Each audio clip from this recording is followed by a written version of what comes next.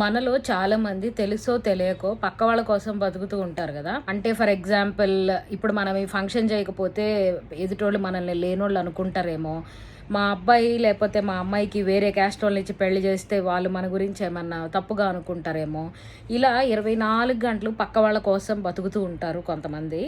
మనం బ్రతకాల్సింది మన కోసం మనం బ్రతకాలి, పక్క వాళ్ళ కోసం ఎదుటి వాళ్ళ కోసం కాదు. మనకి ఏ కష్టం వచ్చినా మనమే అనుభవించాలి, కానీ ఆ పక్క వాళ్ళు ఎదురు వాళ్ళు వీళ్ళెవ్వరూ వచ్చి మనకి హెల్ప్ చేయరండి.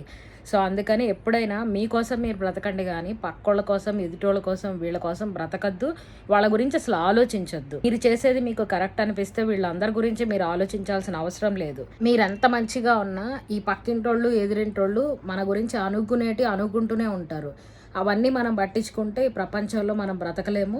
ఫస్ట్ ఆఫ్ ఆల్ మనం చేసేది మనకి సాటిస్ఫైడ్, మనకి మంచిగా అనిపించాలి, కానీ ఎదుటోళ్ళ గురించి పక్కోళ్ళ గురించి కొంతమంది పెళ్ళిళ్ళు ఫంక్షన్స్ కూడా చాలా గ్రాండ్గా చేయాలి, వాళ్ళు ₹1,00,00,000 పెట్టి చేశారు కాబట్టి నేను ఇంకో 1,00,000 ఎక్కువ పెట్టే చేయాలి అని అనుకుంటారు. అది కూడా చాలా తప్పు. దానివల్ల ఎవరికి నష్టం? మీకే డబ్బులు నష్టం కదా. సో ఎప్పుడు కూడా ఎదుటి వాళ్ళతో పోలికలు పెట్టుకోవద్దు, ఎదుటి వాళ్ళతో పోటీలు పడద్దు. మీకోసం మీరు బతకండి. ఏమంటారు? మీకు ఎప్పుడైనా ఇట్లాంటి వాళ్ళు తగిలారా? 24 గంటలు పక్క వాళ్ళు ఏమనుకుంటారా, వీళ్ళు ఏమనుకుంటారు అని ఇలా వేరే వాళ్ళ కోసం బతికే వాళ్ళు మీకు తెలిసిన వాళ్ళు ఎంతమంది ఉన్నారు చెప్పండి?